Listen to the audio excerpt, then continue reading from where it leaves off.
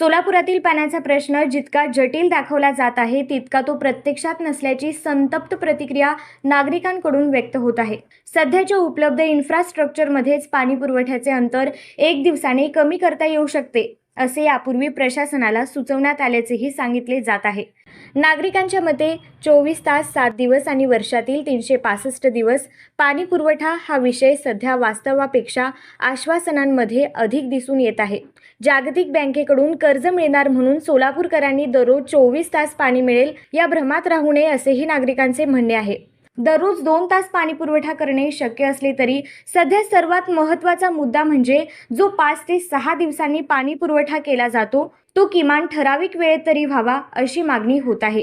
शहरातील काही भागांमध्ये सकाळी 11 वाजता पाणी येते तर काही ठिकाणी रात्री 11 वाजता पाणी पुरवठा होत असल्याने नागरिकांना घरात मोटार लावून पाणी भरावे लागत आहे। यामध्ये पाण्याचे प्रेशर हा देखील एक महत्त्वाचा मुद्दा असल्याचे सांगितले जात आहे।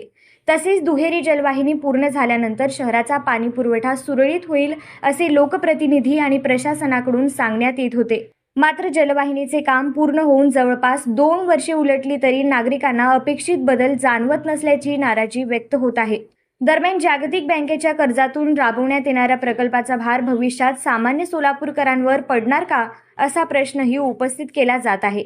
या सर्व पार्श्वभूमीवर नागरिकांमधून एकच भावना व्यक्त होत आहे, जखम मांडीला अन मलम शेंडीला अशी परिस्थिती सोलापूरच्या पाणी प्रश्नाबाबत निर्माण झाल्याची भावना संतप्त नागरिकांकडून व्यक्त केली जात आहे।